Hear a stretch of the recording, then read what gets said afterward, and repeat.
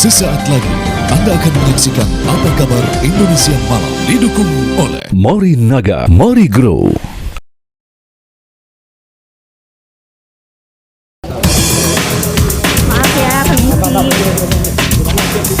Akhirnya, satu persatu pemeran film porno yang diproduksi di kawasan Jakarta Selatan memenuhi panggilan penyidik Subdit Cyber di Treskrim Polda Metro Jaya.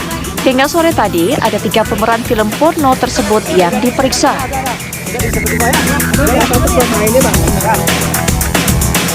PDIP mencoret nama AHY dan Ridwan Kamil dari bursa bakal cawapres.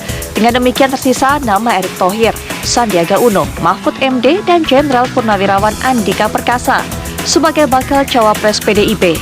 Lantas, siapakah gerangan yang akan dipilih mendampingi Ganjar Pranowo? Pemirsa, Anda menyaksikan Apa Kabar Indonesia Malam.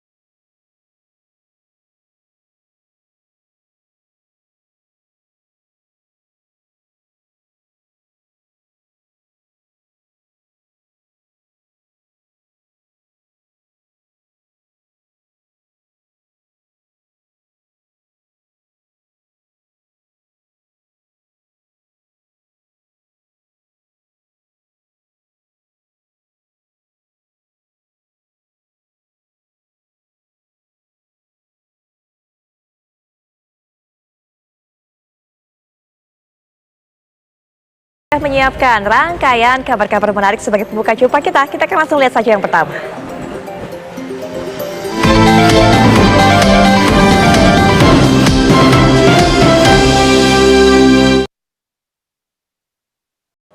Dan pemirsa, kita akan lihat ini adalah kabar pembuka yang kami sajikan kepada Anda, kita akan lihat bersama.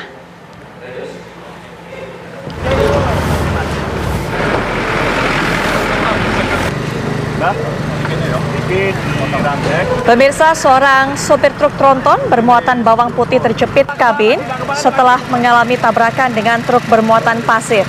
Proses evakuasi berlangsung dramatis karena kondisi korban yang sulit dikeluarkan dari kepala truk yang ringsek. Nah, setelah melalui proses yang panjang, petugas tim SAR gabungan berhasil mengeluarkan sang supir, Udin Prayit, yang mengalami luka di kepala dan kaki. Sopir truk pun langsung dilarikan ke rumah sakit terdekat. Diketahui kedua truk terlibat kecelakaan di ruas Jalan Magelang, Yogyakarta, Selasa dini hari. Tabrakan tersebut berawal saat 2 truk berjalan dari arah sama, Magelang menuju ke Yogyakarta, dan saat di lokasi kejadian, truk tronton bermuatan pasir hendak berbalik arah menuju ke Semarang.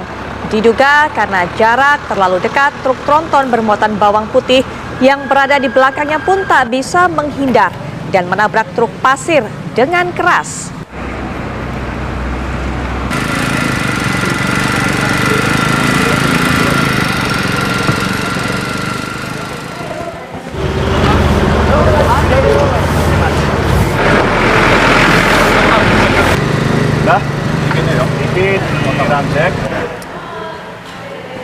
Ya, diduga berkendara dalam kondisi mabuk, sebuah mobil SUV menabrak beton pembatas jalur bus Transjakarta di ruas Jalan Medan Merdeka Barat, Gambir, Jakarta Pusat pada dini hari tadi. Kecelakaan ini bermula ketika mobil SUV yang ditumpangi sepasang kekasih melaju dari arah Sarinah menuju ke Istana dengan kecepatan tinggi. Sang pengemudi diduga mabuk dalam berkendara dan kemudian hilang kendali serta menabrak pembatas hingga akhirnya terjadi kecelakaan. Pengemudi dan kekasihnya selamat. Sementara mobil mengalami ringsek dan 2 beton pembatas jalur bus Transjakarta hancur berserakan. Kasus kecelakaan ini kini ditangani petugas yang terkait termasuk petugas Direktorat Lalu Lintas Polda Metro Jaya.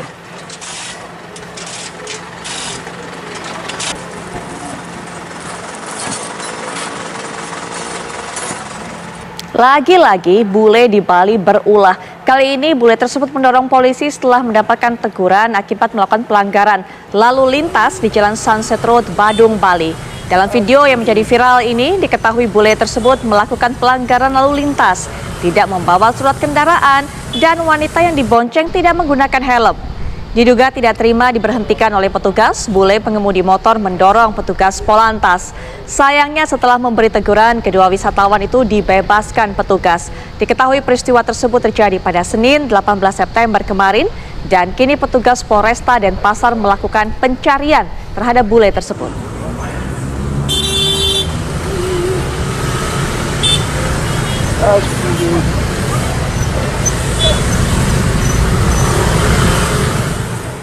Ya, selanjutnya pemirsa, informasi mengenai aksi pencurian sepeda motor di mana Satreskrim Polresta Bandara Soekarno-Hatta ini berhasil menangkap 10 pelaku curanmor.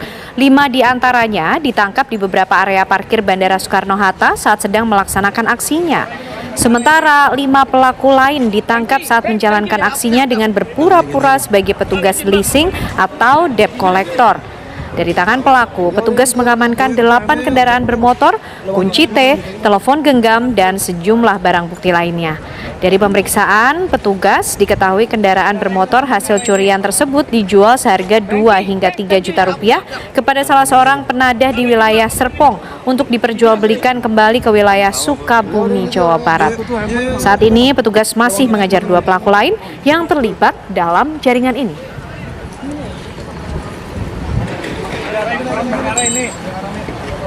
Thank you ya. Dan pemirsa, akhirnya satu persatu pemeran film porno yang diproduksi di Jakarta Selatan ini datang memenuhi panggilan dari Ditreskrimsus Polda Metro Jaya. Dan hingga sore tadi ada 3 pemain film porno yang diperiksa. 2 pemain film yang diperiksa adalah wanita, diantaranya selebgram Firly Virginia dan CM. Sementara satu lagi adalah pemain film laki-laki, Fatra Ardianata. Ketiganya datang memenuhi panggilan penyidik, tidak banyak bicara memang kepada awak media. Firly hanya mengucapkan siap diperiksa. Sebelumnya penyidik sudah melakukan panggilan pertama kepada 16 orang pemeran film ini, namun tak satu pun yang hadir memenuhi panggilan penyidik dengan alasan beragam. Itu harus pakai akses, ada penyidik. Pak, awas Pak, jangan nonton Mas. Kita klarifikasi ya. Tunggu ya. Ya, kita akan memperbarui informasi dari proses pemanggilan dan juga pemeriksaan terhadap para pelaku yang terlibat dalam produksi film porno ini bersama rekan kami, ada Fatimah Albar di Polda Metro Jaya. Fatimah, silakan.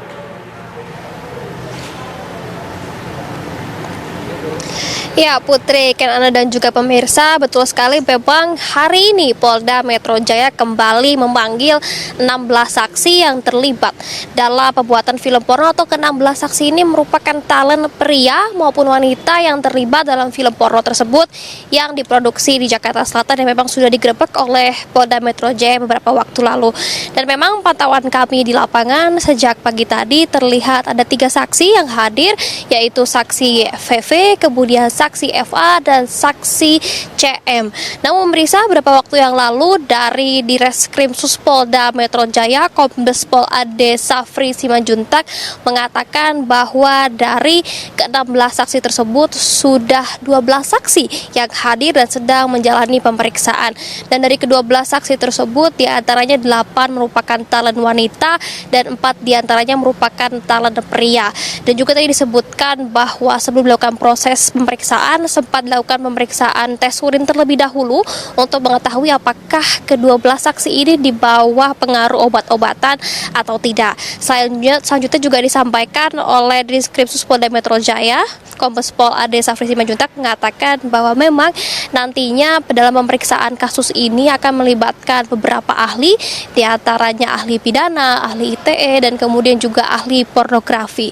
Dan nanti setelah semua saksi selesai diperiksa, kemudian dilanjutkan dengan pemeriksaan saksi ahli atau ahli beberapa ahli, yaitu pidana, ITE, dan juga pornografi, nantinya kemungkinan akan ditingkatkan atau dilakukan gelar perkara sehingga kasus ini naik ke tahap penyelidikan dan kemungkinan adanya tersangka baru. Namun juga tadi disampaikan bahwa dari ke-16 saksi ini tidak menutup kemungkinan ada yang ditetapkan menjadi tersangka baru dalam kasus ini. Namun sementara kami masih menunggu hasil pemeriksaan terhadap 12 saksi yang hadir pada hari ini. Kita akan sama-sama nantikan apa hasil pemeriksaan di Polda Metro Jaya pada hingga malam hari ini. Sementara itu, Putri, Ken. Terima kasih informasi yang sudah Anda sampaikan. Kita akan terus tunggu bagaimana perkembangan dari kasus ini. Dan berikutnya pemirsa, kami ajak Anda untuk bisa melihat bagaimana perjalanan kasus dari produksi video porno ataupun juga film porno ini yang dilakukan proses syutingnya di 3 tempat ataupun juga 3 studio begitu di wilayah Jakarta Selatan. Bagaimana pula terungkapnya? Ini pengungkapan kasus rumah produksi yang membuat 120 video dewasa berawal dari patroli cyber yang dilakukan oleh Direktorat Tindak Pidana Cyber pada 17 Juli 2023 yang menemukan website bernama Kelas Bintang dan berisi film adegan dewasa. Temuan ini kemudian dikoordinasikan dengan tim terkait untuk ditindaklanjuti. Ya, kemudian Polda Metro Jaya menerjunkan sejumlah penyidik untuk mengintai 2 lokasi yang berbeda, yaitu yang berlokasi di Jagakarsa dan juga Pasar Minggu.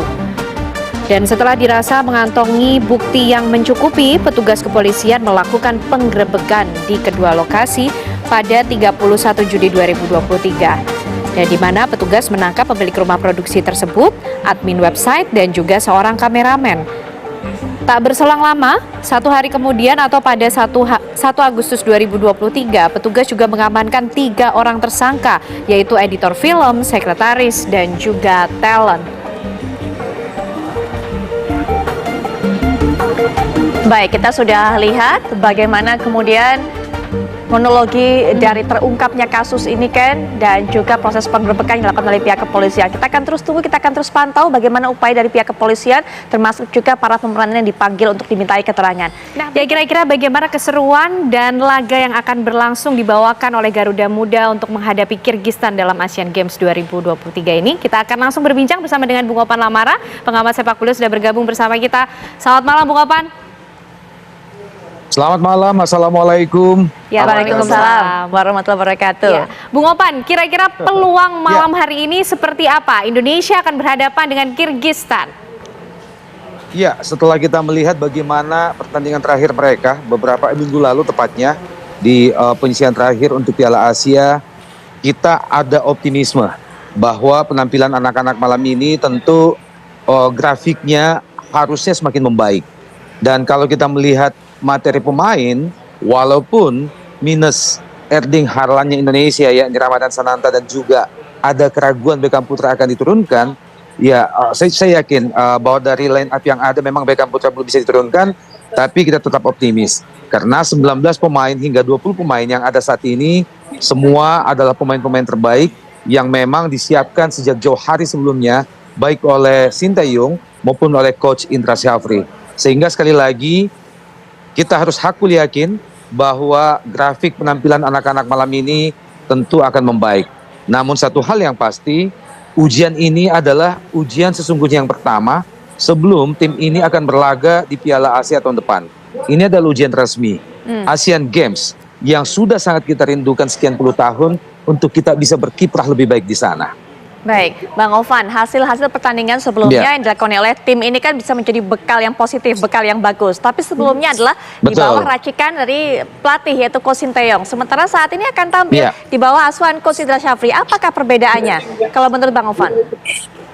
Iya, jangan salah bahwa ada satu culture yang semakin positif yang lahir di PSSI belakangan ini, khususnya dalam penanganan terhadap timnas, baik itu di level senior hingga ke level under 17. Apa itu?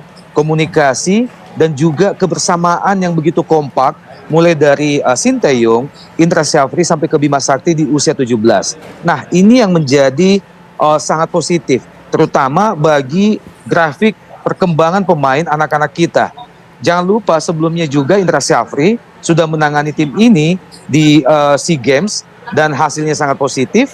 Kemudian beberapa waktu yang lalu kembali ke tangannya Sinteyong di Piala AFF Under 23 dan juga hasilnya sangat menggembirakan kita walaupun kita gagal di grand final menghadapi Vietnam.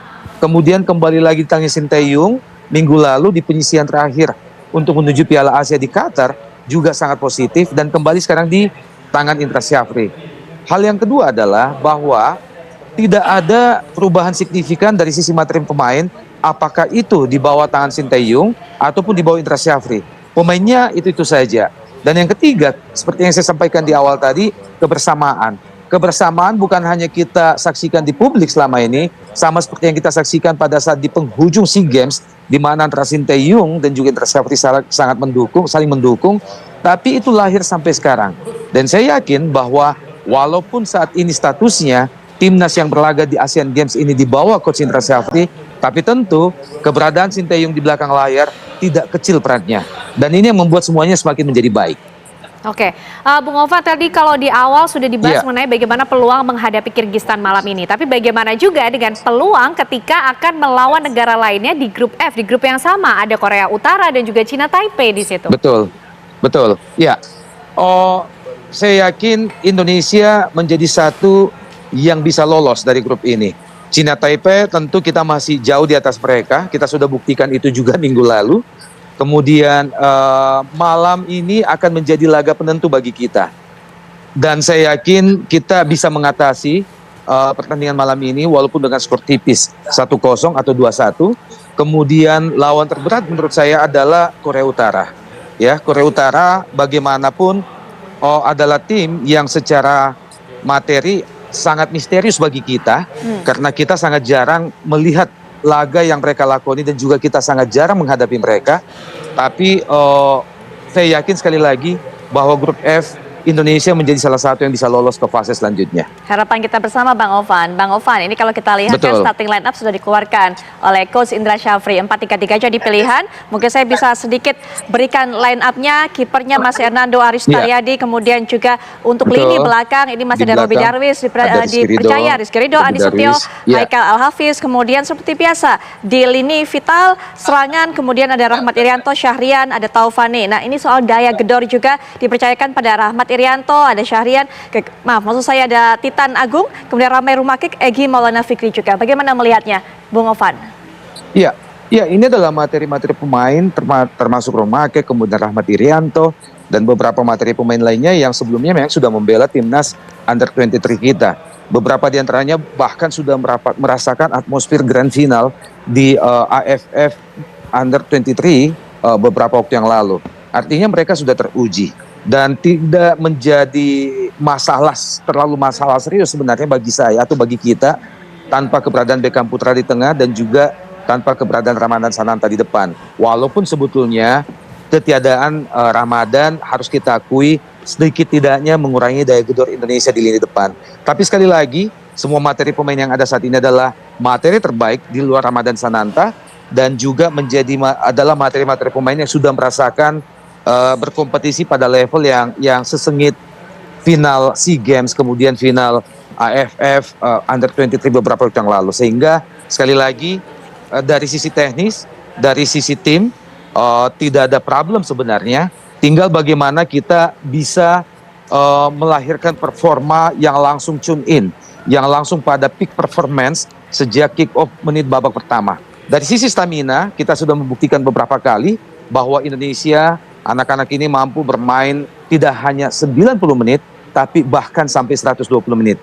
Kemudian kekompakan, kemudian bagaimana grafik mereka semakin kesini juga semakin membaik. Sehingga sekali lagi kita harus optimis bahwa materi yang ada saat ini di China untuk Asian Games ini adalah materi terbaik yang kita miliki untuk under 23. Dan jujur bahwa lini per lini semakin seimbang dan juga stamina tentu juga grafiknya makin membaik sehingga anak-anak bisa melayani permainan cepat yang bisa disajikan oleh lawan.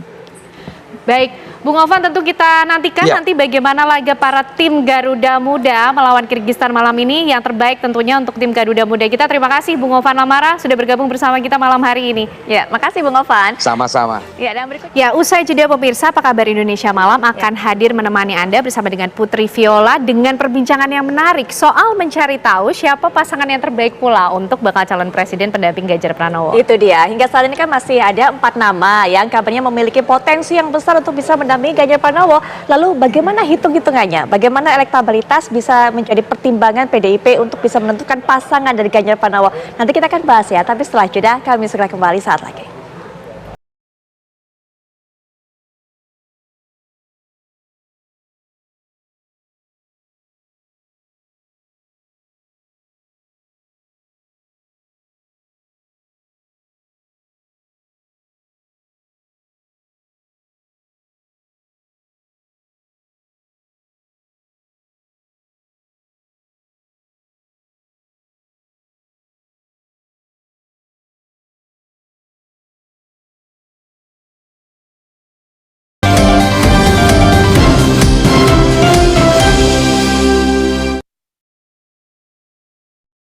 Baik pemirsa, kami akan awali di segmen ini dengan kabar. Kita akan lihat agenda apa yang dilakoni oleh Presiden Jokowi bersama juga Prabowo Subianto.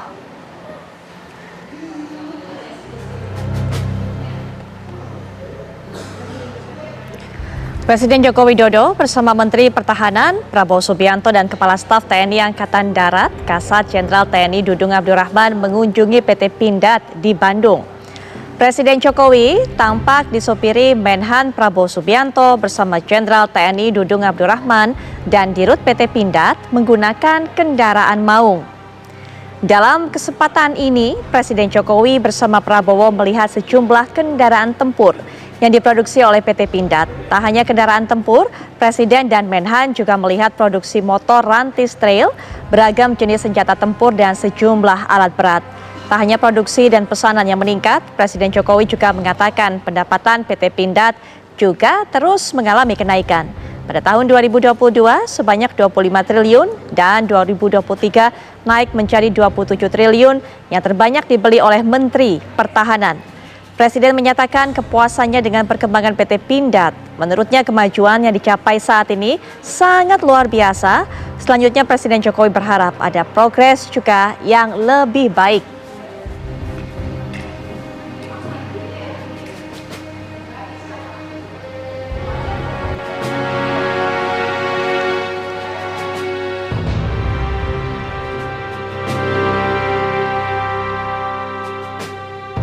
Pemirsa, seperti yang sudah kami sampaikan tadi pada segmen ini, kami akan mengajak Anda untuk bisa mulai berhitung, mulai melihat siapa yang pantas, siapa yang akan diperhitungkan untuk bisa mendampingi bakal calon Presiden Ganjar Pranowo. Karena hingga hari ini masyarakat masih bingung, belum juga diumumkan, belum juga kemudian disampaikan oleh PDIP ataupun juga partai-partai lainnya, koalisi yang mendukung dan juga mengajukan Ganjar Pranowo. Nah, ada 4 nama kemudian yang disebutkan oleh Puan Maharani. Kita akan lihat elektabilitas mereka dan siapa saja yang berpotensi untuk bisa mendampingi Ganjar menuju pemilu 2024.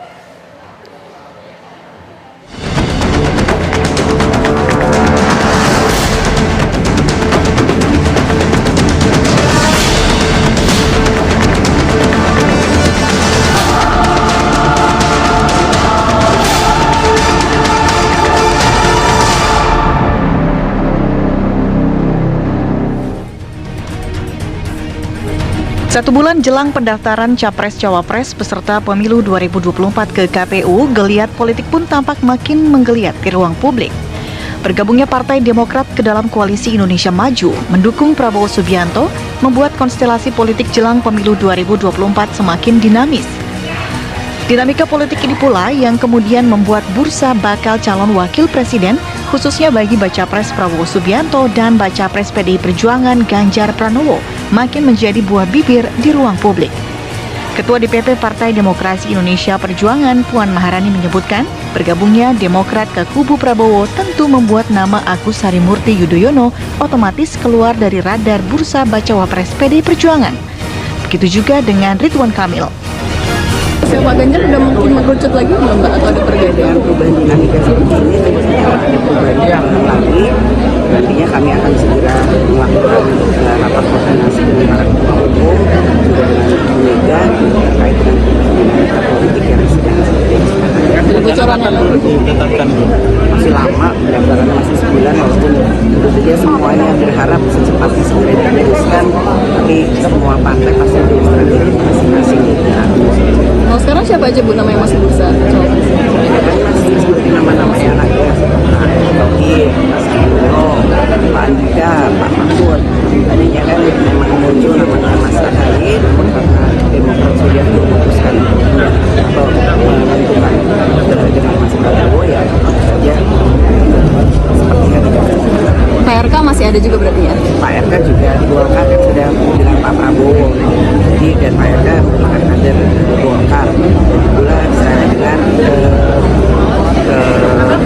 Muntas di Golkar tetap memutuskan bahwa calon wakil presiden dan calon wakil presidennya adalah Mas Hatta. Jadi tidak mungkin satu kader ada di sini tapi bedanya ada di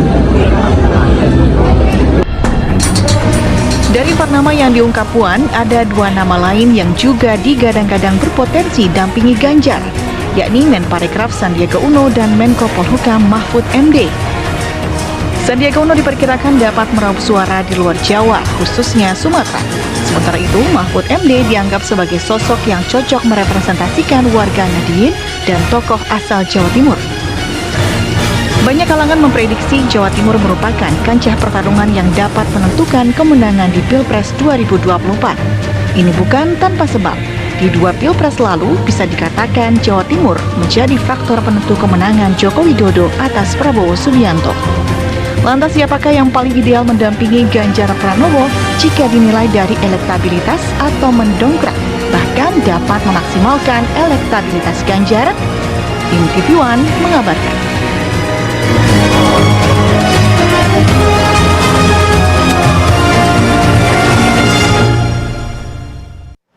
Baik, setelah Mbak Puan Maharani Anda sudah mendengarkan tadi mengeliminasi nama Mas Agus Harimurti Yudhoyono, kemudian juga Pak Ridwan Kamil, akhirnya mengerucut menjadi 4 nama, Erick Thohir, Sandiaga Uno, Mahfud MD, juga Andika Perkasa. Nama-nama itu yang digadang-gadang memiliki potensi kuat untuk bisa mendampingi Ganjar Pranowo menuju pemilu 2024. Lantas bagaimana hitung-hitungannya, potensi mereka secara elektabilitas, dan apakah nama-nama ini ada yang kemudian bisa membawa PDIP bisa meraih kemenangan di Jawa Barat dan juga memenangkan daerah Jawa Timur, apalagi Jawa Timur disebut sebagai battleground. Nah, kita akan bahas mengenai hal ini. Sudah hadir di samping saya selaku pengamat komunikasi politik Bang Emrus Sihombing. Selamat malam Bang Emrus. Selamat malam Ibu. Baik, selain Bang Emrus, kita juga sudah bersama dengan para narasumber lainnya yang bergabung melalui daring. Ada Bang Deddy Sitorus selaku Sekretaris Tim Pemenangan Nasional dari Pak Ganjar Pranowo. Selamat malam Bang Deddy.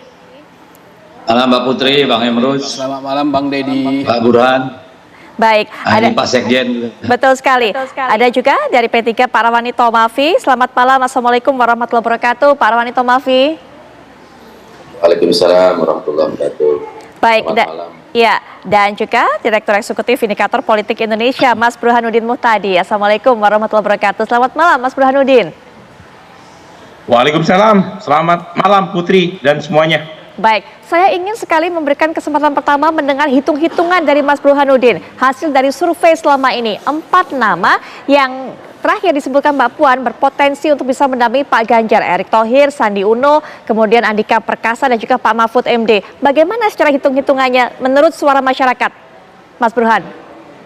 Nah, kalau kita lihat dari survei-survei termasuk indikator, 4 nama yang disebut Mbak Puan itu punya plus minus. Terutama berkaitan dengan kalkulasi elektoral dan teritorial. Jadi kalau misalnya kita lihat nama Mahfud MD, meskipun elektabilitasnya sebagai cawapres masih kalah mentereng dibanding Ridwan Kamil atau Erick Thohir, tetapi Mahfud MD punya daya dongkrak terutama di sebagian wilayah Jawa Timur dan kelompok kelas menengah.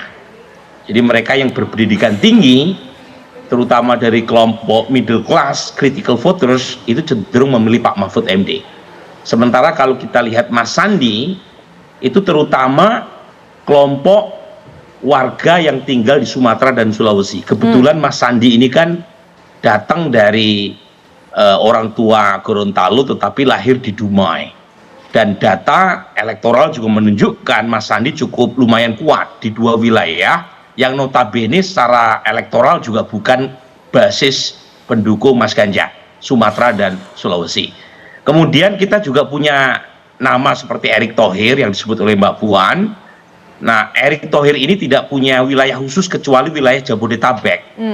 Dan beberapa wilayah tertentu relatif lebih menyebar ya kalau Erick Thohir ini. Jadi basis dukungan Erick Thohir secara elektoral itu sebenarnya bukan basis teritorial, tapi lebih bersifat basis demografis, terutama generasi Z, generasi milenial, dan laki-laki.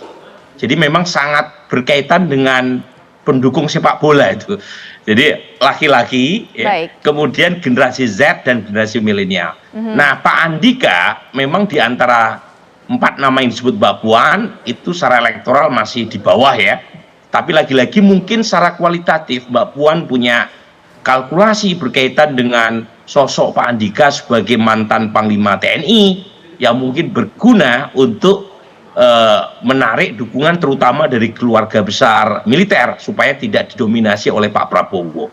Jadi itu kira-kira hitungannya. Nah, pertanyaannya, Baik, Putri, Mas Burhan, mungkin Mas apa Burhan, yang kita sampai di situ terlebih dahulu. Kita sudah melihat tadi bagaimana profil pemilih dari 4 calon wakil presiden yang kemungkinan dipilih oleh Mas Ganjar Pranowo. Tapi nanti Mas Burhan bisa berikan kesempatan atau keterangan lainnya setelah kesempatan ini. Kami sudah kembali saat lagi.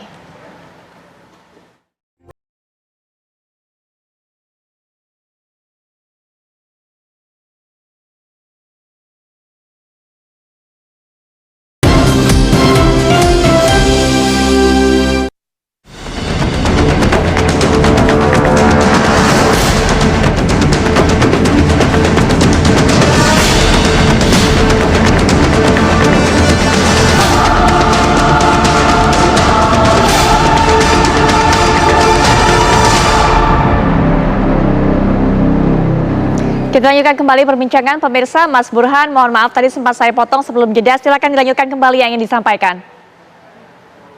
Nah, begini Putri ya, lagi-lagi hitung-hitungan kalkulasi elektoral tadi itu bisa dinegasikan kalau ada pertimbangan kualitatif lain yang jadi bahan pertimbangan terutama buat Ibu Mega dan para ketua umum partai pendukung Mas Ganjar. Nah, misalnya ya, dilihat dari sisi kebijakan atau kebajikan lama yang berkaitan dengan tradisi PD Perjuangan untuk mengawinkan 2 pilar penting yang selama ini menjadi semacam warisan Presiden Soekarno dengan Bung Hatta ya. Misalnya Jawa luar Jawa, kemudian Islam dan nasionalis. Nah, kalau hal-hal itu dimasukkan, beberapa nama itu lebih punya skor lebih tinggi ketimbang nama yang mungkin secara elektoral punya keuntungan lebih dibanding yang lain. Misalnya Mas Sandi itu kalau dari sisi kebajikan lama yang tadi saya sebut itu banyak itu irisan yang bisa mempertemukan dengan Mas Ganjar yang dianggap mewakili dari kubu nasionalis. Mas Sandi datang dari partai Islam P3 gitu ya, kemudian juga punya basis dan asal muasal dari luar Jawa, sementara Mas Ganjar dari Jawa. Nah, Erik sama kurang lebih, tetapi Erik kan dipromosikan selama ini oleh PAN, sementara PAN sudah mendeklarasikan dukungan buat Pak Prabowo. Nah, mungkin Pak Mahfud agak berbeda, meskipun bisa saja dicari ya, karena Pak Mahfud kan berasal dari Madura, bukan Jawa, tetapi basis kultural dan asal dukungan elektoralnya juga kebanyakan dari Jawa Timur. Jadi lagi-lagi pertimbangannya tidak sesederhana urusan elektoral saja. Ya. Baik, Bang Deddy, bagaimana menanggapinya tadi catatan yang disampaikan oleh Mas Burhan dari hasil survei di lapangan, Bang Deddy? Bang Deddy, mohon maaf, sepertinya masih di mute. Suaranya kami belum bisa mendengar. Oke. Baik, Bang Deddy, ya, saya silakan. kira ini sudah. Kami Ya, apa yang mau ditanggapi ya kalau menurut saya ya, itu kan hasil survei, itu pendapat pengamat ya, monggo seperti itu. Tetapi kan di kita sendiri soal siapa yang akan menjadi calon akhirnya ya, tadi ada 4 nama disebutkan ya, tapi apakah akhirnya 4 itu juga belum tentu gitu ya. Jadi semua masih pendalaman. Kita percaya dinamika ini akan terus terjadi ya, karena banyak faktor yang sangat mempengaruhi, dan kami percaya bahwa ketika tiba saatnya, logika yang kita pakai dalam survei hari ini kan bisa berubah juga itu gitu ya. Jadi kami dan teman-teman koalisi percaya bahwa masing-masing punya basis sendiri, jadi tidak kita kan tinggal mengawinkan antara kekuatan partai politik dengan kekuatan pasangan calon yang nanti kita usung gitu ya. Ya memang masukan tadi sangat berarti bahwa memang ada yang secara geografis gitu ya terlihat kecenderungannya, ada yang secara demografis, tetapi mungkin banyak lagi hal-hal yang di luar itu gitu ya. Saat ini kan tidak ada faktor yang determinan menurut saya ya, semua adalah resultan dari banyak faktor. Kondisi hari ini menurut yang ditangkap di survei ya seperti itu, tapi minggu depan atau bulan depan bisa saja berubah gitu ya. Baik. Jadi kita masih punya keyakinan seluruh anggota koalisi kerjasama politik ini tentu akan mencari cara, merumuskan strategi, ya, menentukan taktik yang waktunya masih masih terus berjalan gitu, Mbak. Baik, Bang Deddy, memangnya masih terbuka kesempatan untuk selain 4 nama tersebut, seperti yang Deddy katakan? Apa pertimbangannya sebenarnya? Saya tidak bisa bilang sudah tertutup atau masih terbuka, tetapi kita melihat dinamika yang ada. Memang sekarang kan di tangan kita yang pasti itu kan ada Mas Sandiaga Uno yang memang diusulkan oleh P3 nih, partainya Pak Sekjen nih, Pak Tomafi, ya. Juga ada nama-nama lain yang tadi sudah disebut 3 dengan berbagai latar belakang. Apakah dimungkinkan di luar itu? Ya tergantung dinamika yang ada, tergantung kesepakatan para ketua-ketua umum partai, tergantung situasi yang kita hadapi, konfigurasi di calon lain, banyak hal, banyak faktor gitu ya, yang tentu akan menjadi pertimbangan. Jadi kita tidak menutup peluang itu, tapi juga tidak tidak mematikan gitu ya, karena pada akhirnya kami melihat bahwa siapa yang akan menjadi calon dari definitif untuk Mas Ganjar itu pasti akan ada ujian sejarah yang akan dilalui kalau menurut saya. Tidak serta-merta seperti itu. Berarti ada konteks yang sangat kuat mempengaruhi keputusan akhir itu. Baik. Seperti misalnya dulu kejadian Pak Mahfud misalnya seperti itu. Atau ketika memilih Pak Ganjar. Itu kan ada hal-hal yang kemudian menjadi pertimbangan gitu ya buat kita, di samping hal-hal standar seperti rekam jejak dan sebagainya, elektabilitas dan seterusnya gitu. Baik, Pak Tomafi juga mengatakan kepada media bahwa hingga saat ini kandidat terkuat untuk bisa mendampingi Ganjar adalah Pak Mahfud MD dan juga tentunya Mas Sandiaga Uno. Pak Tomafi, mungkin bisa dijelaskan mengenai hal ini? Ya, jadi berdasarkan pernyataan para tokoh parpol pengusung Ganjar Pranowo, ya, dari beberapa pernyataan itu memang menyiratkan atau memberikan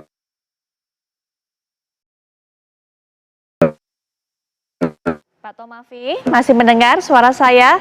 Sepertinya jaringan kami terputus. Kami masih mencoba memperbaiki jalur komunikasi kami dengan Pak Tomafi. Nanti kita akan dengarkan seperti yang sudah saya sampaikan. Pak Tomafi sempat mengatakan bahwa kandidat terkuat ini adalah Mahfud MD, kemudian juga Sandiaga Uno untuk bisa menjadi pendamping bagi Ganjar Pranowo. Tapi Bang Emrus bagaimana melihatnya kemudian? Baik, saya tertarik apa dikatakan oleh Burhanuddin tadi, surveyor gitu ya, bahwa para kandidat calon wakil presiden kita ini plus minus. Artinya apa? Tidak ada yang menonjol. Oleh karena itulah saya pikir justru pembicaraan kita jangan lagi bicara tentang survei, elektabilitas yang kuantitatif. Ini selalu saya kritik teman-teman survei. Kenapa teman-teman survei mengangkat suatu katakanlah penelitian kualitatif? Karena pemimpin bangsa itu dibutuhkan kualitatif. Jadi kita tidak terjebak pada elektabilitas. Nah kebetulan memang secara elektabilitas calon-calon wakil presiden ini tidak sesuatu ada yang menonjol. Sama. Oleh karena itu saya pikir menjadi persoalan adalah bagi PDI Perjuangan, bagi Ganjar adalah memilih atas dasar kualitas dan titik tekan ke depan nanti 5 tahun ke depan. Sampai di situ mungkin untuk bisa melihat bagaimana 5 tahun ke depan apa yang menjadi salah satu prioritasnya itu kan. Nanti kita akan bahas tentunya setelah jeda berikut ini. Kami segera kembali.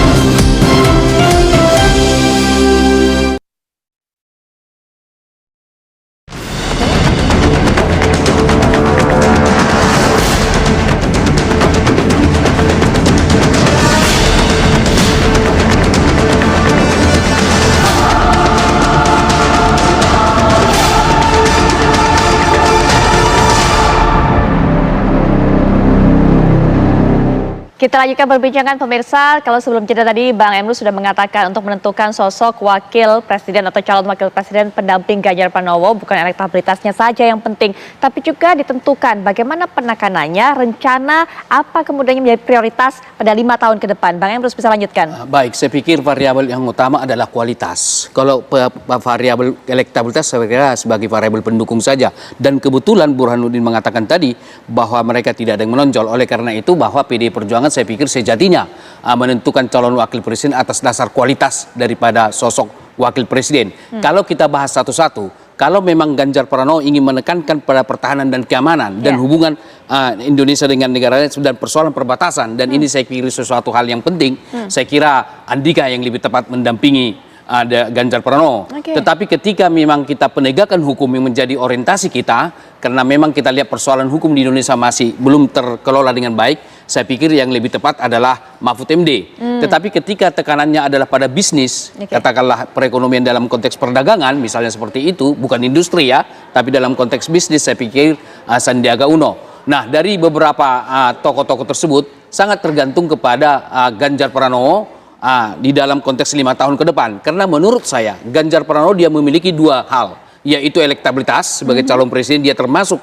yang tertinggi. Kenapa? Dengan Prabowo kan perbedaannya hanya 1 digit, artinya masih batas margin of error. Secara statistik tidak berbeda, artinya termasuk yang leading juga. Dan kemudian secara quality, dia 10 tahun memimpin Jawa Tengah dan sebelumnya menjadi anggota DPR. Saya kira dia punya kemampuan dua-duanya, kualitas maupun elektabilitas. Nah, untuk itu pendamping yang paling pas bagi dia adalah sosok yang berkualitas. Nah, persoalan bangsa kita, saya kira Pak Deddy tahu, karena Pak Deddy hubungan internasional, menurut catatan saya, hubungan antar negara ini menjadi hal yang penting 5 tahun ke depan. Oleh karena itu saya menyarankan kepada PD Perjuangan, kenapa tidak Bung Andika Perkasa menjadi calon wakil presiden 5 tahun ke depan. Demikian. Baik, sudah ada satu nama disebutkan oleh Bang Emrus, nanti mungkin dikomentari atau diberikan pandangan, tanggapan oleh Bang Deddy, tapi sebenarnya kita juga dengarkan Pak Tomafi, bahwa tadi sempat kami sounding sebelum jeda, Pak Tomafi ini menyebutkan bahwa calon yang terkuat kandidatnya saat ini adalah Mas Sandiaga Uno, kemudian juga Pak Mahfud MD. Silakan Pak Tomafi. Ya, terima kasih. Jadi dalam pernyataan para tokoh parpol pengusung Ganjar memang terakhir mengkonfirmasikan nama Pak Mahfud ya, yang juga disebut cukup kuat gitu.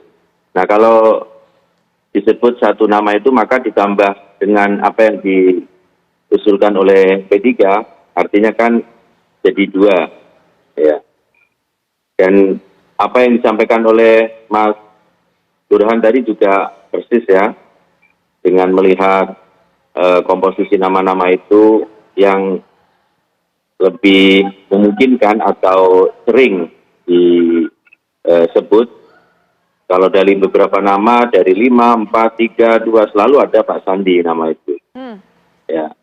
Satu hal juga yang perlu diperhatikan adalah saat ini masyarakat itu juga punya harapan. Para pemilih punya harapan, terutama terkait dengan persoalan ekonomi. Isu ekonomi masih menjadi isu yang paling dibicarakan oleh masyarakat. Ya. Bahkan mencapai angka di atas 50% dibanding isu-isu lainnya. Artinya apa? Artinya memang jika latar belakang Pak Sandi yang cukup mumpuni dalam persoalan ekonomi ini menjadi kolaborasi yang bagus jika disandingkan dengan sosok Pak Ganjar ya. Dari sisi Polhukam gitu. Ini menjadi menarik. Pak Tomafi, tapi bagaimana kemudian kemampuan dari Pak Sandiaga Uno ini untuk bisa membantu Pak Ganjar meraih suara sebanyak-banyaknya di Jawa Timur yang disebut sebagai daerah yang paling panas, paling diperebutkan, kemudian juga Jawa Barat, daerah di mana suara PDIP ini juga dinilai kecil pada saat itu? Di Madura, Tapal Kuda, basis Islam ya. Jadi kalau Pak Sandi tidak saja terkonfirmasi atau bisa dikonfirmasi melalui survei, tetapi sudah pengalaman di 2019 ya, cukup kuat di sana bersama dengan ketika dengan Pak Prabowo. Artinya Pak Sandi punya ya track untuk bisa masuk di Tapal Kuda, terutama di Madura dan juga di Jawa Barat. Jadi kalau isu ini dinafikan tentu akan merugikan Pak Ganjar. Nah, kita juga sudah turun di beberapa tempat, terutama di basis-basis pesantren, di Jawa Tengah, Pantura, dan juga di Jawa Timur, Pantura itu cukup ngena gitu, kalau Sandi disandingkan dengan Pak Ganjar.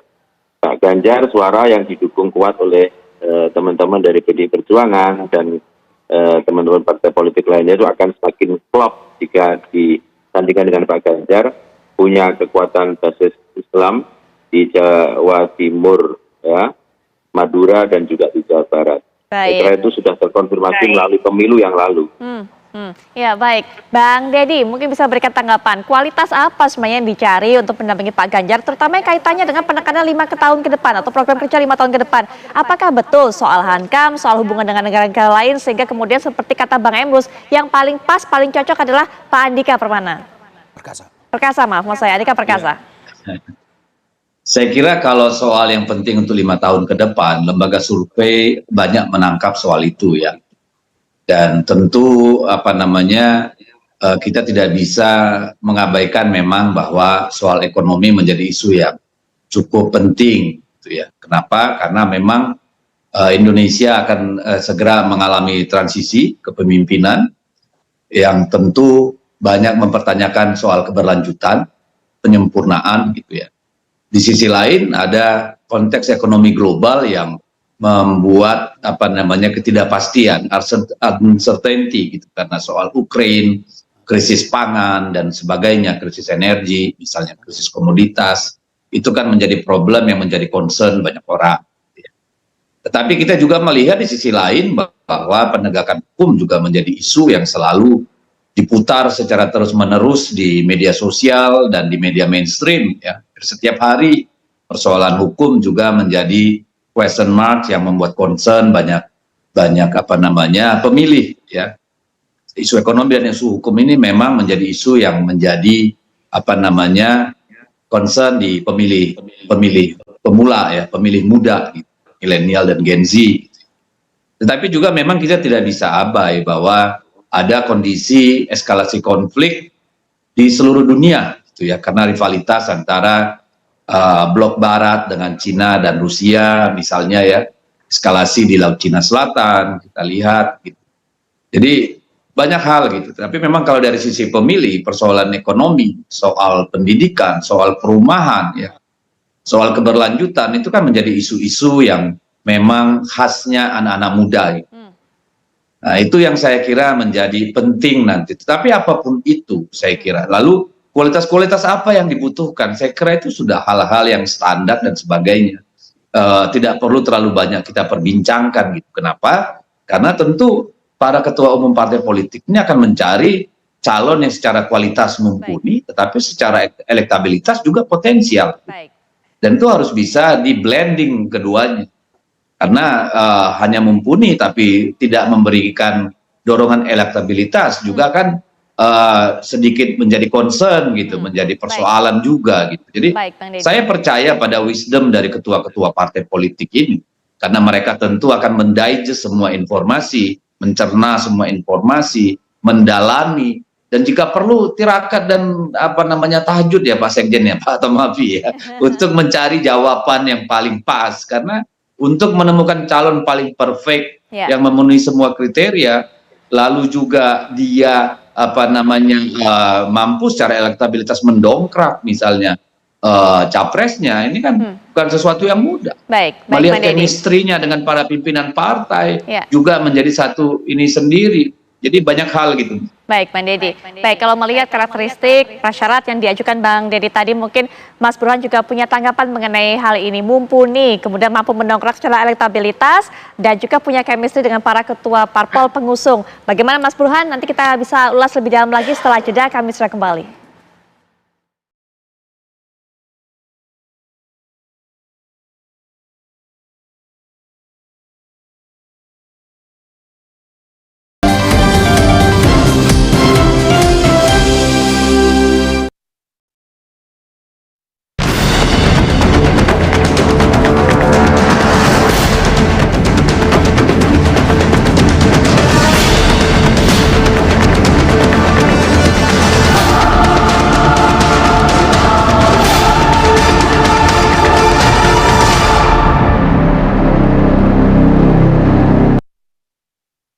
Perbincangan pemirsa Marbuhan, kalau tadi katanya Bang Deddy memang tidak segampang itu menentukan siapa yang akan mendampingi Mas Ganjar, karena ada beberapa syarat, terutama adalah masalah chemistry, kemudian juga masalah mumpuni, dan juga bisa mendongkrak elektabilitas. Pandangan dari Mas Burhan?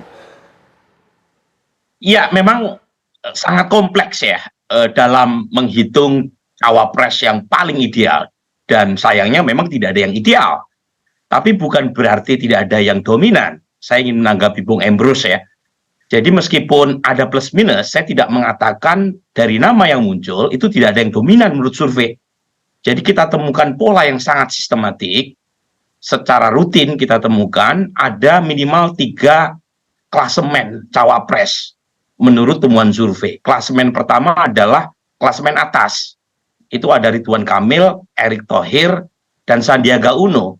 Itu yang konsisten menempati peringkat top 3 di kisaran tergantung simulasinya antara 11 sampai 17%. Nah, klasemen yang kedua itu papan tengah.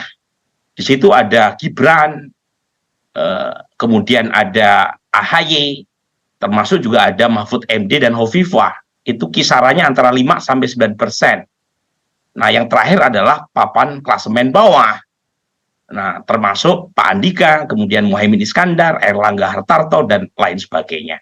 Jadi itu pola sistematik yang kita temukan. Nah, pertanyaannya, seberapa penting aspek elektabilitas? Begini Putri ya, dalam konteks pertarungan yang sangat terbuka dan kompetitif, di mana 3 capres itu masing-masing punya peluang untuk masuk putaran kedua, dan tidak ada yang dominan mencapai 50% per 1, maka sumbangan suara dari cawapres, sedikit pun sumbangan itu sangat berguna. Jadi marginal effect setiap satu suara itu menjadi krusial ketika persaingan antar capres sangat ketat. Jadi meskipun sumbangannya antara 1 sampai 4% cawapres ini tidak signifikan secara statistik, tetapi satu suara menjadi penting, jangankan 4%. 1 biji suara jadi krusial. Nah, makanya pertimbangan elektoral, meskipun mungkin banyak yang menganggapnya tidak penting, dalam konteks kemenangan, itu menjadi skor yang paling. Baik, Mas Burhan, sepertinya ada kendala hubungan kami dengan Mas Burhan. Langsung saja kami berikan kesempatan. Mas Burhan, masih bisa mendengar? Halo? Ya, baik. Mas Burhan, mungkin bisa dipersingkat juga. Oke, jadi poin saya begini. Poin saya ketika persaingan sangat ketat, ya, maka aspek elektoral menjadi penting. Dan karenanya, Putri ya, skor pembobotan elektoral menjadi krusial karena proposal kebijakan sebaik apapun tidak bisa diterapkan kalau kalah. Jadi menang dulu tuh, baru bicara tentang apa proposal portofolio yang mau diperbaiki atau ditawarkan untuk perbaikan masa ke depan. Nah, pada titik itu cawapres yang dianggap punya daya dongkrak elektoral itu menjadi krusial. Selain tentu saja aspek kualitas, integritas, itu sesuatu yang tidak akan saya tolak. Itu the sky is blue itu. Jadi sesuatu yang pasti kita terima semua. Baik, dan selanjutnya kami juga hanya bisa berikan kesempatan terbatas kalimat penutup kepada para narasumber lain, termasuk juga Pak Tomalvi. Silakan Pak Tomalvi, pernyataan penutup.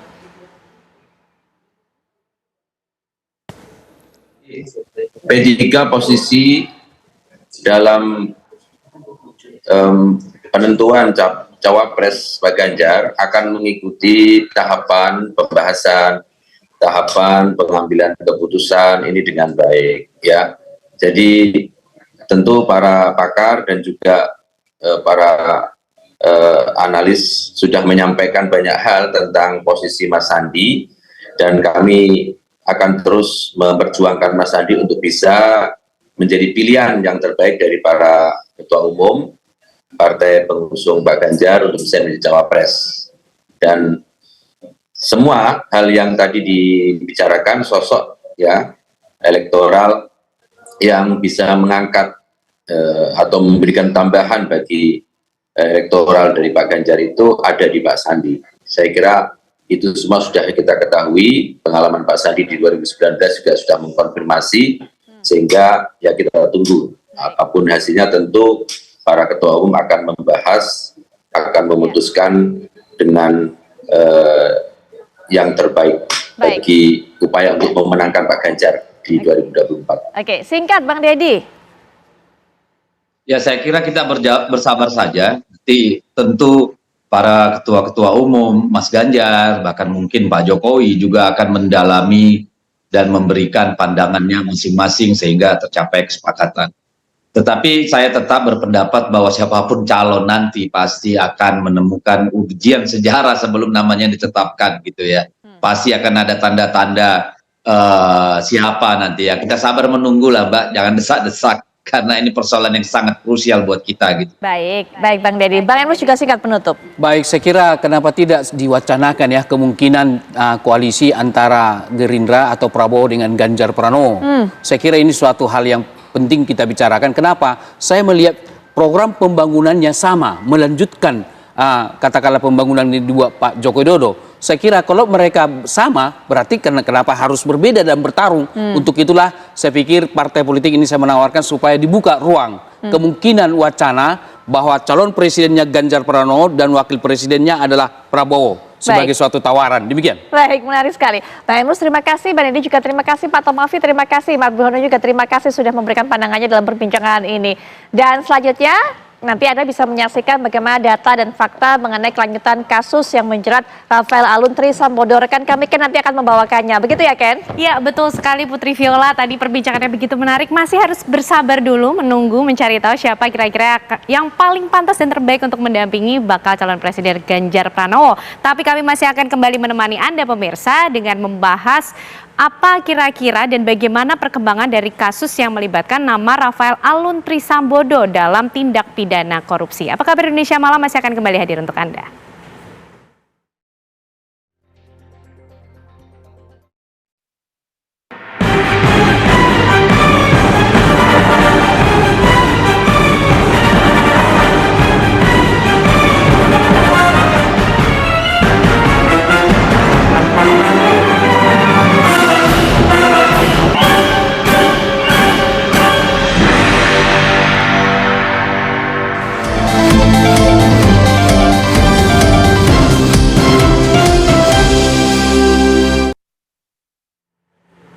Anda masih menyaksikan Apa Kabar Indonesia Malam pemirsa, kami masih memiliki informasi untuk Anda. Diduga sopir mengantuk, truk syarat muatan pasir menabrak truk lain dan juga 2 unit sepeda motor serta bengkel di Jalan Wonoharjo, Pangandaran, Jawa Barat.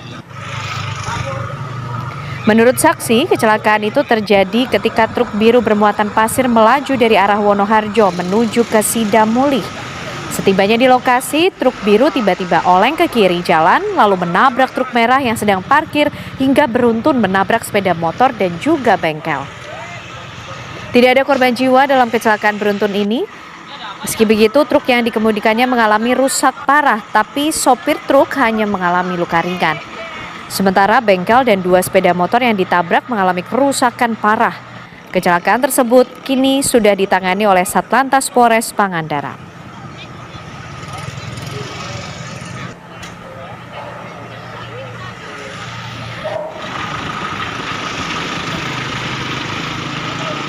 Ya Allah, kesiannya. Ini semut nah. Mana ya Allah. Anu dulu aja, buka dulu aja, buka dulu. Mobilnya mana? Informasi berikutnya pemirsa, ada bayi berjenis kelamin perempuan yang ditemukan warga di Gazebo RT 56 Kelurahan Muara Rapak, Balikpapan. Bayi ini ditemukan terbungkus tas belanja berwarna kuning dan juga dikerubungi semut. Penemuan tersebut berawal saat warga mendengar suara tangisan bayi.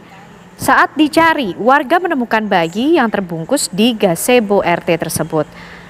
Bayi yang ditemukan dalam keadaan berwarna kuning dengan bercak darah serta tali ari-ari. Warga pun membawa bayi tersebut ke rumah sakit untuk mendapatkan perawatan. Dan pihak kepolisian Polsek Balikpapan Utara hingga kini masih melakukan penyelidikan atas pelaku yang menaruh bayi tersebut.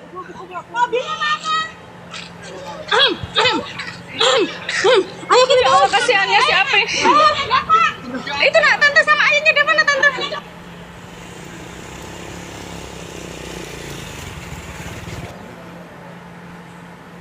Informasi berikutnya mengenai aksi penipuan pemirsa. Mengaku sebagai dukun dan mampu mengobati penyakit, seorang pedagang kain gorden menipu satu keluarga di Mengwi, Kabupaten Badung, Bali. Berawal dari berkeliling menjajakan gorden dari rumah ke rumah, pelaku MLD 47 tahun memiliki ide melakukan penipuan dengan mengaku sebagai dukun pengobatan alternatif. Dengan tipu dayanya, pelaku meminta perhiasan emas korban dengan dalih akan dilebur untuk dijadikan sarana pengobatan. Selang beberapa hari, pelaku kembali sambil membawa cairan berwarna emas yang ternyata adalah cairan cat untuk dilarutkan korban ke dalam air laut. Saat korban meminta kembali perhiasan emasnya, pelaku berkelit dan tidak kembali lagi. Korban pun melaporkan kejadian ini ke pihak kepolisian. Pelaku yang ditangkap di kediamannya di kawasan Kediri, Tabanan mengaku perhiasan emas milik korban telah dijualnya senilai Rp4.500.000. Pelaku kini dijerat dengan pasal penipuan dan penggelapan dengan ancaman pidana hingga 4 tahun penjara.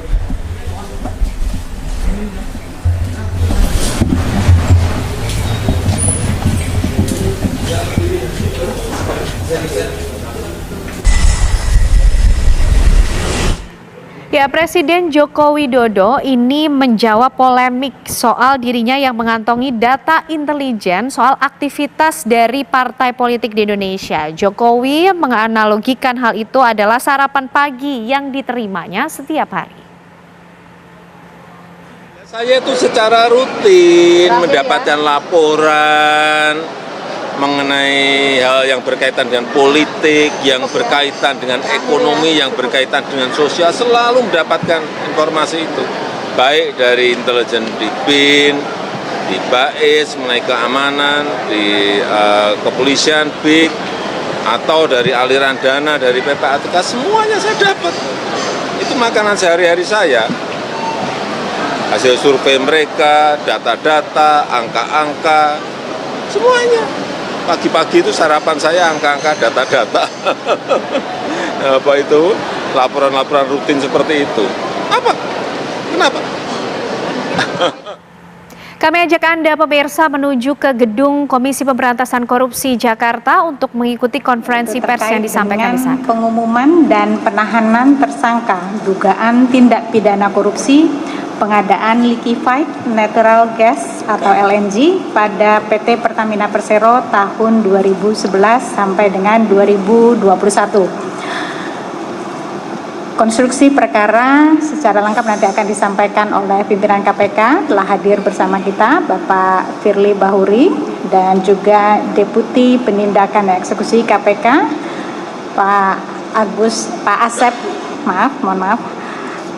Asep yang nanti juga akan menambahkan keterangan lebih detailnya. Kami persilahkan Pak Ketua.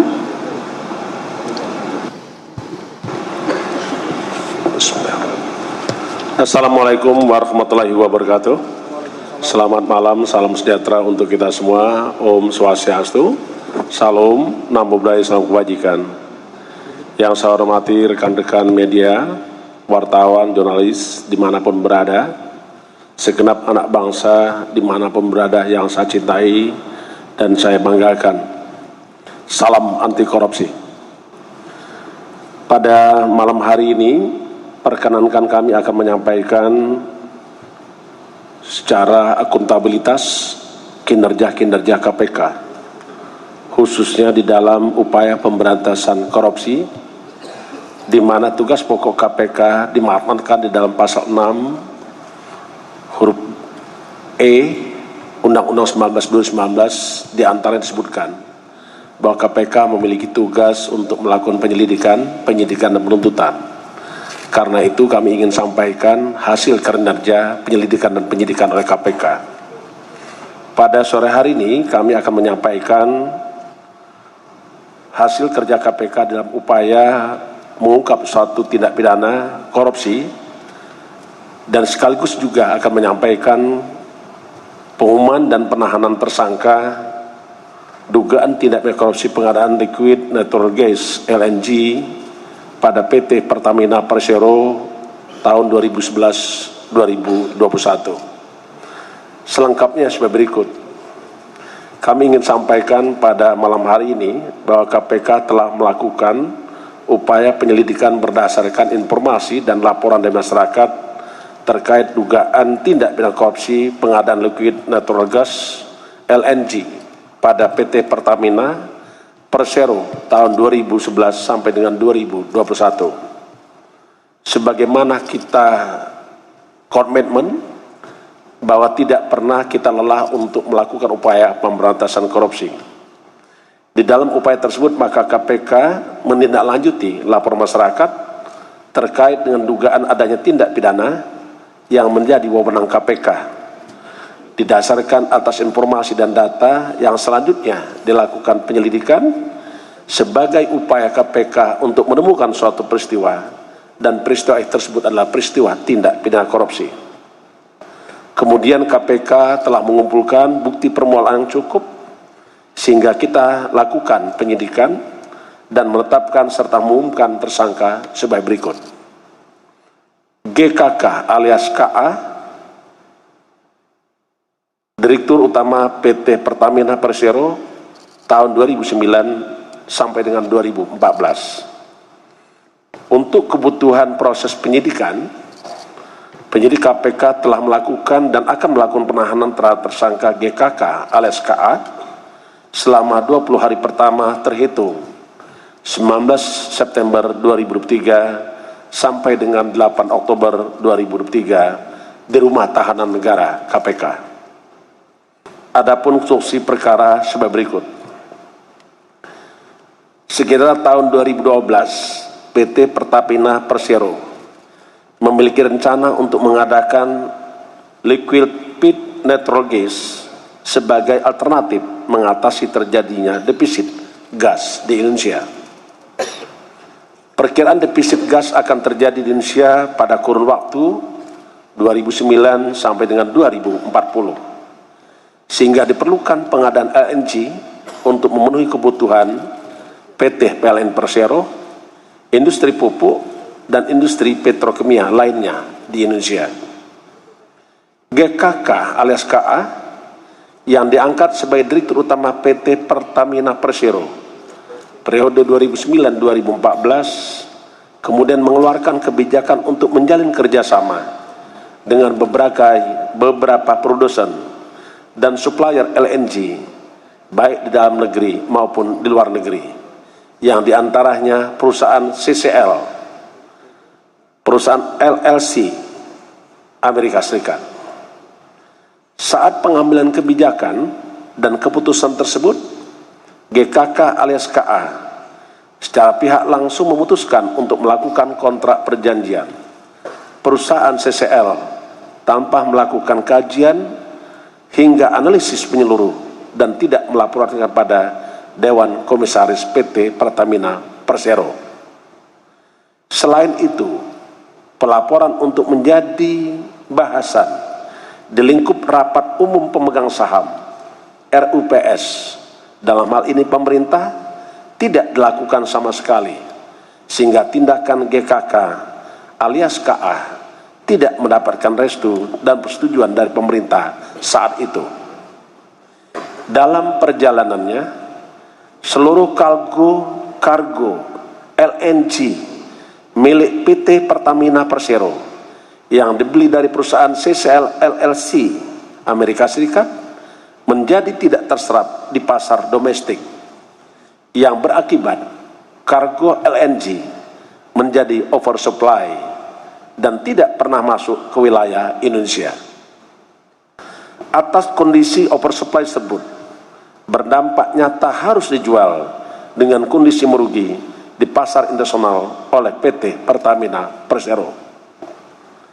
Perbuatan GKK alias KA bertentangan dengan beberapa ketentuan, di antaranya Akta Pernyataan Keputusan RUPS tanggal 1 Agustus 2012 tentang anggaran dasar PT Pertamina Persero, Peraturan Menteri BUMN nomor per 05/MBU/2008 tanggal 3 September 2008, Peraturan Menteri BUMN nomor per 01/MBU/2011 tanggal 1 Agustus 2011, Peraturan Menteri Negara BUMN nomor PR 03/MBU/08/2017 tentang pedoman kerjasama BUMN. Dari perbuatan GKK alias KA mengakibatkan timbulnya kerugian keuangan negara sejumlah sekisar 140 juta US dollar atau setara dengan 2,1 triliun rupiah. Atas perbuatan tersebut, GKK alias KA disangkakan melanggar pasal 2 ayat 1 atau pasal 3 Undang-Undang Republik Indonesia nomor 31 tahun 1999 tentang pemberantasan tindak pidana korupsi, sebagaimana telah diubah dengan Undang-Undang Republik Indonesia nomor 20 tahun 2001 tentang perubahan atas Undang-Undang nomor 31 tahun 1999 tentang pemberantasan tindak pidana korupsi, yonto pasal 55 ayat 1 ke 1 KUHP.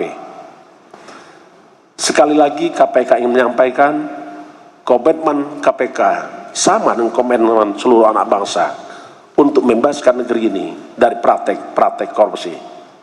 KPK terus berkomitmen untuk terus melakukan penyidikan dan penuntutan serta mengungkap perkara-perkara korupsi sesuai dengan ketentuan hukum dan peraturan perundang-undangan.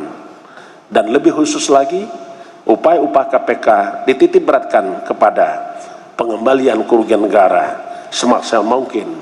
Saya kira demikian yang ingin kami sampaikan. Terima kasih. Wassalamualaikum warahmatullahi wabarakatuh. Salam anti korupsi. Warahmatullahi wabarakatuh. Om Santi Santi Santi Om. Terima kasih Pak Ketua. Mungkin ada yang ingin ditambahkan Pak Deputi? Cukup? Baik, kalau begitu. Kita buka sesi tanya jawab. Kami prioritaskan untuk teman-teman yang hadir di ruangan ini terlebih dahulu, tapi kami juga mengundang Bapak Ibu dan rekan-rekan jurnalis yang mengikuti konferensi pers ini melalui akun media sosial KPK untuk berinteraksi bersama kami, memberikan tanggapan. Ya pemirsa, itu tadi konferensi pers yang disampaikan oleh pimpinan KPK, Firly Bahuri. Ketua KPK menyampaikan ada mantan Direktur Utama PT Pertamina yang sudah ditetapkan sebagai tersangka dalam kasus tindak pidana korupsi pengadaan LNG. Usai jeda pemirsa, apa kabar Indonesia Malam masih akan kembali hadir untuk Anda.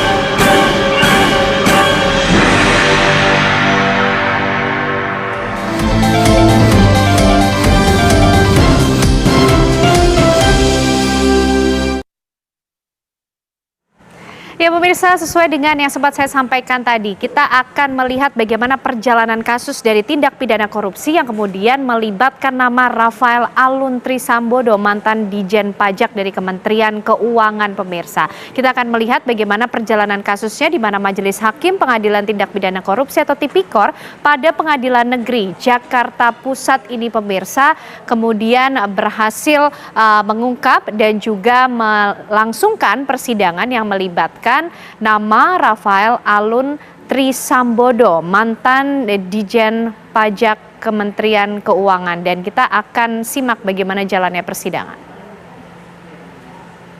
Tindak pidana korupsi. Pada sidang yang digelar hari Senin kemarin, Ketua Majelis Hakim Suparman Nyompa mengeluarkan putusan sela yang memutuskan bahwa keberatan penasihat hukum terdakwa tidak dapat diterima.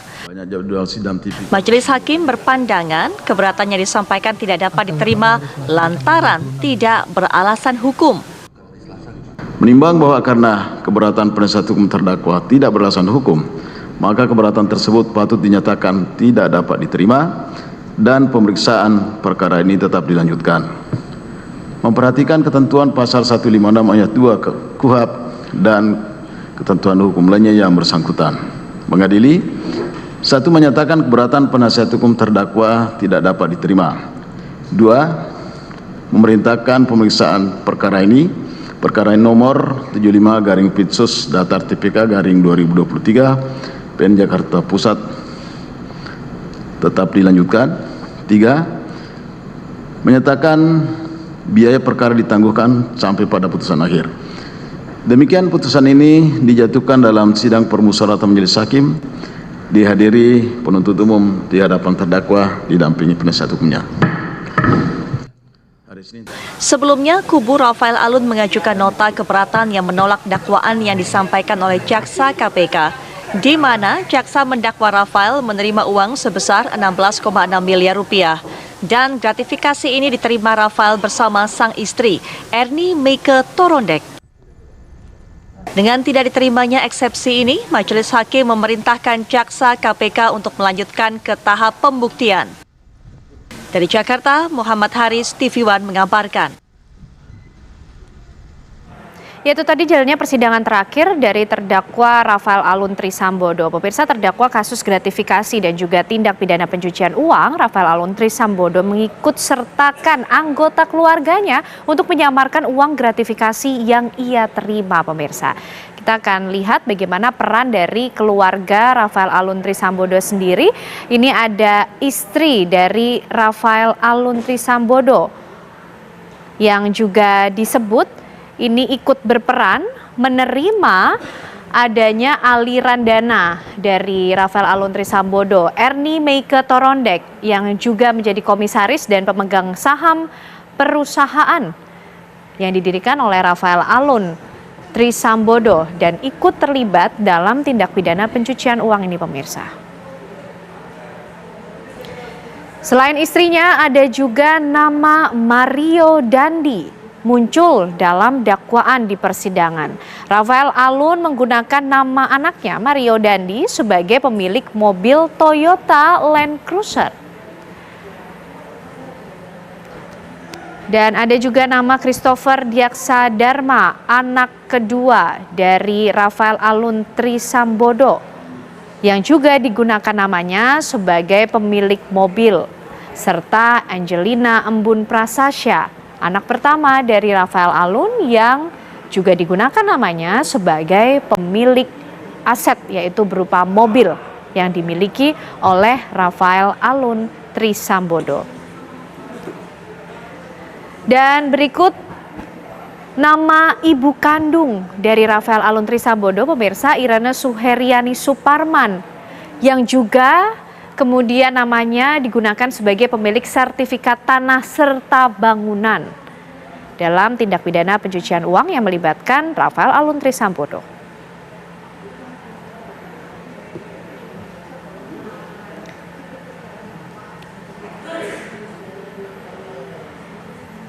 Selain anggota-anggota keluarga dari Rafael Alun Trisambodo, kami hadirkan juga untuk Anda, pemirsa, informasi nama-nama sejumlah perusahaan milik RAT atau Rafael Alun Trisambodo yang juga digunakan untuk menampung aliran dana dalam tindak pidana pencucian uang ini.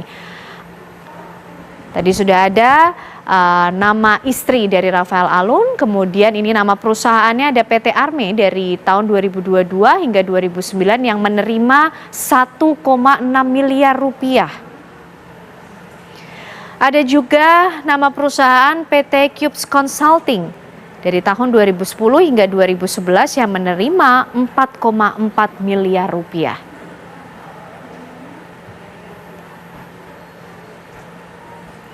Ada pula, pemirsa, nama perusahaan PT Cahaya Kalbar di tahun 2010 yang didata menerima uang 6 miliar rupiah. Serta PT Krishna Bali International Cargo di tahun 2013 yang diketahui menerima aliran dana 16,6 miliar rupiah.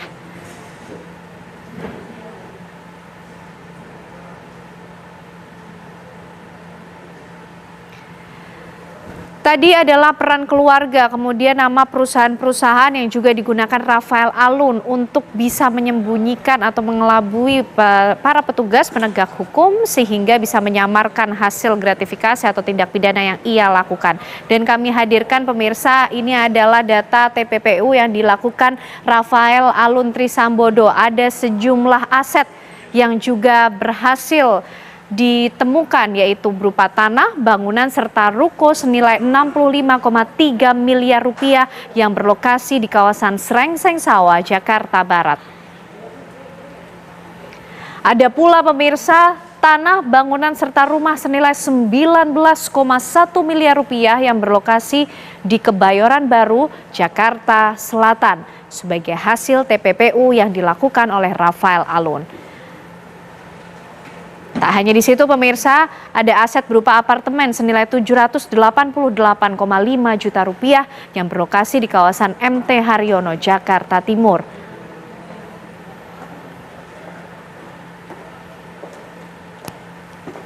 Serta ada pula aset berupa tanah dan bangunan senilai 1,8 miliar rupiah yang berlokasi di Sentul, Bogor.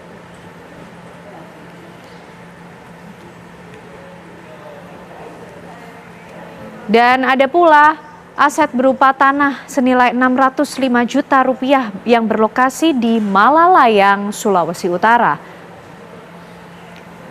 Serta tanah, bangunan, dan restoran senilai 11,2 miliar rupiah yang berlokasi di kawasan Sleman, Yogyakarta.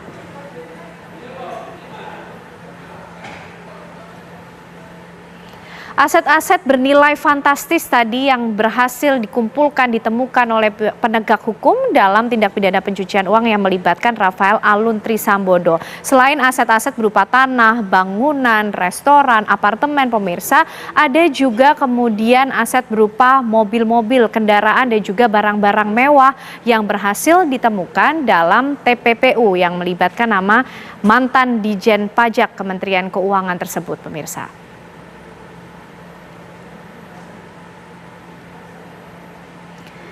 Ya, kami akan hadirkan untuk Anda sejumlah aset yang dimiliki oleh Rafael Alun Trisambodo. Ini ada mobil VW Beetles 4 otomatis senilai 400 juta rupiah, kemudian motor mewah, motor Trump pemirsa, Bonfil juga nilainya senilai 571.578.700 rupiah pemirsa. Sejumlah barang-barang mewah ini dimiliki oleh Rafael Alun Trisambodo dan menjadi bukti adanya tindak pidana pencucian uang yang dilakukan. Ada pula Toyota Jeep Hardtop senilai 190 juta rupiah. Mobil mewah Toyota Land Cruiser senilai 2,17 miliar rupiah. Tidak hanya itu pemirsa, masih ada kendaraan mewah lain, Jeep Wrangler senilai 930 juta rupiah milik Rafael Alun. Ada pula Toyota Land Cruiser yang dimilikinya senilai 650 juta rupiah.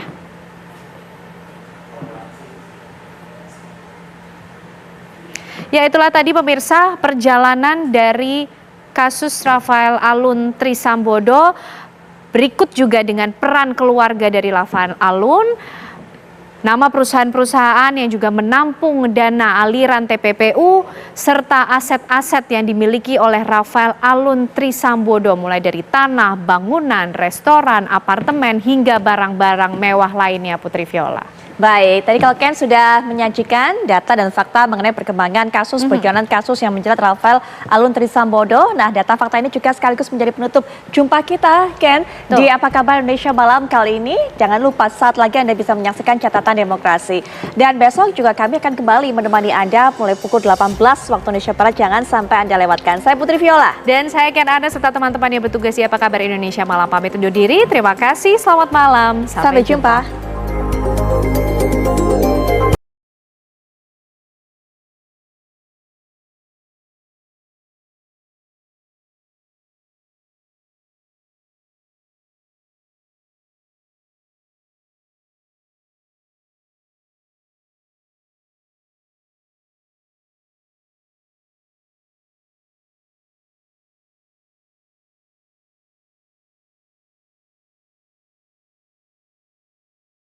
Jumpa. Kalau siaran sampai malam gini, biasanya badan aku terasa capek.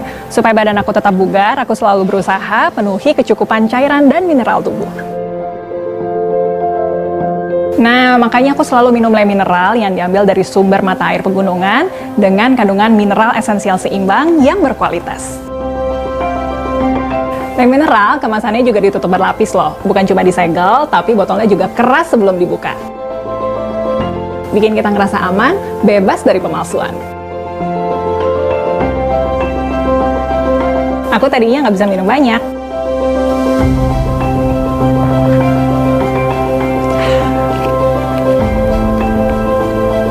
Tapi beda kalau minum air mineral, rasanya enak, gak bikin enak. Jadi kalau harus tugas keluar lapangan, aku juga nggak perlu khawatir kalau harus beli air mineral di mana aja. Kamu juga jangan lupa rutin minum air mineral ya.